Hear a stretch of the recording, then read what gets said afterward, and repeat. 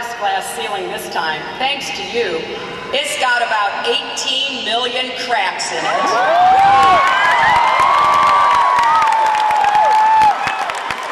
And the light is shining through like never before, filling us all with the hope and the sure knowledge that the path will be a little easier next time.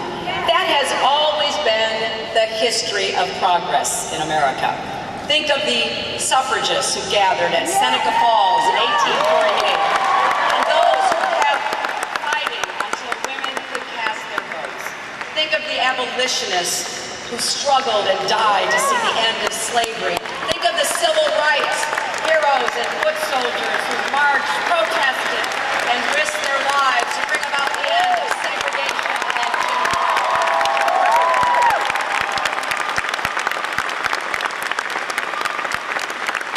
Because of them, I grew up taking for granted that women could vote, and because of them, my daughter grew up taking for granted that children of all colors could go to school together. Because of them, Barack Obama and I could wage a hard-fought campaign for the Democratic nomination. Because of them and because of you, children today will grow up taking for granted that an African American or a woman can, yes, become the President of the United States.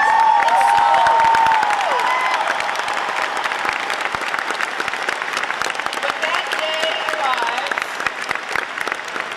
and a woman takes the oath of office as our president, we will all stand taller, proud of the values of our nation, proud that every little girl can dream big and that her dreams can come true in America. And all of you will know that because of your passion and hard work, you helped pave the way for that day.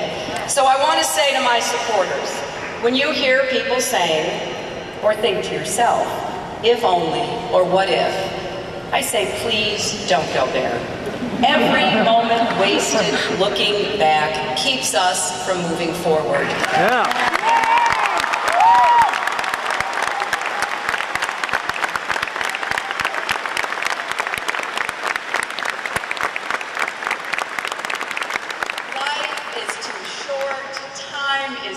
Precious, and the stakes are too high to dwell on what might have been. We have to work together for what still can be, and that is why I will work my heart out to make sure that Senator Obama is our next president, and I hope and pray that all of you will join me in that effort.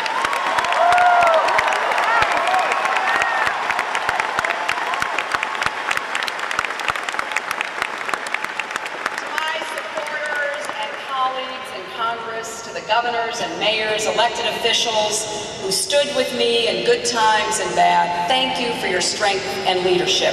To my friends in our labor unions who stood strong every step of the way, I thank you and pledge my support to you. To my friends from every stage of my life, your love and ongoing commitment sustain me every single day. To my family, especially Bill and Chelsea and my mother, you mean the world to me, and I thank you for all of you.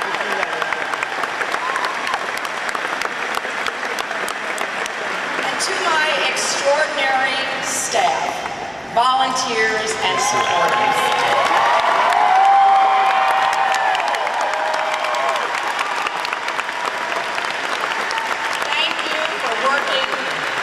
long, hard hours. Thank you for dropping everything, leaving work or school, traveling to places you've never been, sometimes for months on end. And thanks to your families as well, because your sacrifice was theirs too. All of you were there for me every step of the way. Now, being human, we are imperfect. That's why we need each other. To catch each other when we falter, to encourage each other when we lose heart. Some may lead, some may follow, but none of us can go it alone. The changes we are working for are changes that we can only accomplish together. Life, liberty, and the pursuit of happiness are rights that belong to us as individuals. But our lives, our freedom, our happiness are best enjoyed, best protected, and best advanced when we do work together. That is what we will do now as we join forces with Senator Obama and his campaign. We will make history together as we write the next chapter in America's story. We will stand united for the values we hold dear, for the vision of progress we share, and for the country we love. There is nothing more American than that. And looking out at you today, I have never felt so blessed. The challenges that I have faced in this campaign are nothing compared to those that millions of Americans face every day in their own lives. So today, I'm going to count my blessings and keep on going. I'm going to keep doing what I was doing long before the cameras ever showed up, and what I'll be doing long after they're gone. Working to give every American the same opportunities I had, and working to ensure that every child has the chance to grow up and achieve his or her God-given potential.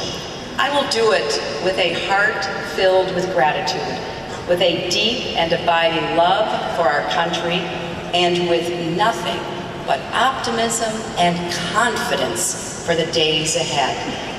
This is now our time to do all that we can to make sure that in this election we add another Democratic president to that very small list of the last 40 years, and that